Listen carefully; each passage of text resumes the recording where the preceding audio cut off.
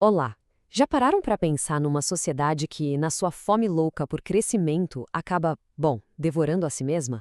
Parece roteiro de filme, né? Mas essa é a ideia central por trás de um conceito bem provocador: a sociedade autofágica do pensador Anselm Japp. A gente vai mergulhar nessa análise para entender como o capitalismo, na visão dele, pode estar nos colocando num ciclo de autodestruição. Então, para a gente entender essa ideia a fundo, nosso caminho vai ser o seguinte. Primeiro, a gente começa lá na Grécia Antiga com um mito. Depois, a gente conecta isso com o mundo de hoje. Daí, vamos investigar a grande virada psicológica que, segundo a teoria, alimenta tudo isso. E, claro, olhar para os sintomas que aparecem por aí e, no final, entender como isso tudo bate na vida de cada pessoa. Então, vamos lá. Nossa jornada começa, como eu disse, lá na Grécia Antiga. A gente vai conhecer o mito de Erisicton. Pensa numa história que é um verdadeiro alerta sobre um desejo tão, mas tão voraz que vira uma maldição. E o mais incrível é que ela serve como uma luva, uma metáfora perfeita para o que a gente vive hoje. A maldição de Erisicton era basicamente isso, uma fome que não acabava nunca. Ele foi punido pelos deuses por ser muito arrogante, e a punição foi essa fome insaciável. Ele comeu toda a sua fortuna, chegou ao ponto de vender a própria filha por mais comida e, no desespero total, no limite, ele começou a comer o próprio corpo. É uma imagem forte, né? Mas guardem bem essa imagem, porque ela é a chave para a gente entender a ideia de uma sociedade que se autodevora.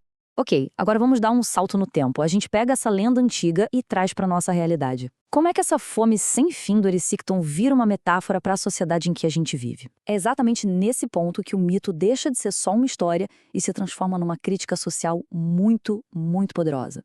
E aqui está o conceito central de tudo: a sociedade autofágica. O nome já diz tudo, né? Auto é a si mesmo e fagia é comer. Então, comer a si mesmo. É o termo que o Japel se usa para descrever um capitalismo que, segundo ele, já está numa fase de decomposição. Para sobreviver, ele não cria mais valor de verdade. Ele passa a consumir as próprias bases que o sustentam. Pensa bem, a natureza, os laços entre as pessoas, até a nossa saúde mental, tudo vira combustível. E para quê? Para uma satisfação que dura um piscar de olhos. Certo, mas o que é que alimenta essa máquina de autodestruição toda? De onde vem essa fome? A teoria aponta para uma mudança bem profunda na nossa cabeça, no jeito de pensar e sentir. Foi uma verdadeira revolução psicológica que nos tirou de um modelo de sociedade e jogou a gente num outro totalmente diferente. E o ponto de virada, o marco zero dessa mudança, de acordo com essa análise, foram os movimentos de maio de 1968. Antes disso, a gente vivia no que se chama de Era Edipiana. Era uma sociedade baseada em figuras de autoridade, sabe? O pai, o chefe, o Estado. Tinha regras claras e uma certa repressão dos desejos. Depois de 68, essa estrutura toda meio que desmoronou e abriu espaço para uma nova forma de existir, muito mais centrada no indivíduo. Pensa nessa troca. A gente sai de uma sociedade que tinha a autoridade e o limite como base, aquilo que gerava a culpa, a neurose, e entra numa sociedade narcisista. E o que manda aqui é a busca pela satisfação imediata sem limites. Aquela figura de autoridade que falava não, que colocava um freio, ela some. E no lugar dela, o que aparece é um desejo insaciável por mais, sempre mais. Um desejo que, no fim das contas, pode levar a impulsos bem destrutivos.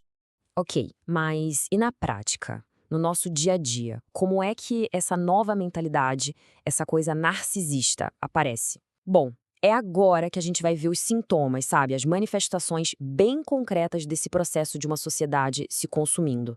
E os sintomas que essa teoria apontam são, sinceramente, bem alarmantes. A gente viu ondas de violência que parecem não ter motivo nenhum, sabe? Gratuitas.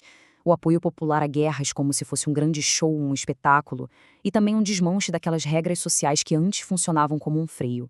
O ponto principal aqui é que nada disso é visto como um caso isolado. Pelo contrário, é a consequência lógica de uma sociedade que perdeu seus limites internos. E essa lógica toda, claro, bate direto na experiência de cada um, criando um verdadeiro paradoxo. É uma pressão constante para a gente ser empreendedor de si mesmo, né, para vender uma imagem de sucesso, de felicidade o tempo todo, nas redes sociais, em todo lugar. Só que aí quando a gente falha, porque todo mundo falha, a culpa vem toda para cima da gente. Ela cai inteira nos nossos ombros, levando a uma autoflagelação, uma punição interna. Isso mesmo quando a falha, na verdade, é do próprio sistema. Essa citação do Anselm Japp é um soco no estômago, mas resume a ideia de um jeito poético e brutal. As paixões mais destrutivas, segundo ele, não são um defeito do sistema, um bug. Não. Elas são justamente o que floresce, como flores venenosas, sobre as ruínas de uma sociedade que está apodrecendo por dentro. Bom, e diante de todo esse cenário, como é que fica o indivíduo no meio desse colapso? É nesse ponto que a nossa vida pessoal se encontra de forma inevitável com a política. Essa teoria convida a gente a um exercício, repensar problemas como a depressão. E se a gente parasse de olhar para ela só como uma questão individual? Sabe, uma coisa química, pessoal?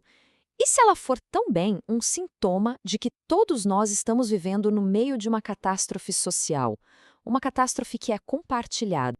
Então, basicamente, a gente tem dois caminhos para olhar para o sofrimento. De um lado, tem a abordagem da psicologia mais individualista, que foca no problema como algo seu, pessoal. O resultado disso, muitas vezes, é a autoculpa.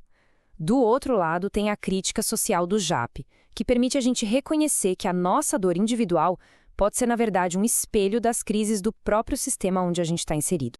E é aí que surge um alerta muito importante. O narcisismo acaba virando uma arma contra a própria mudança.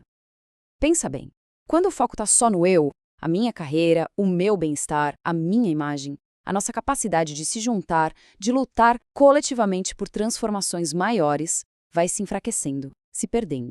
Então, qual seria a saída, o caminho? Segundo essa linha de pensamento, existe um objetivo principal, uma prioridade. A missão, então, seria defender a luta coletiva. É impedir que esse narcisismo individual, que é o tempo todo incentivado pelo sistema, acabe matando a solidariedade, a nossa capacidade de olhar para o lado e de construir um futuro juntos. E com isso, a gente volta para o começo de tudo, para o mito de Erysichthon. Se a nossa sociedade se parece com ele, devorando as próprias bases que a sustentam, a grande pergunta que fica no ar é: como é que a gente quebra essa maldição?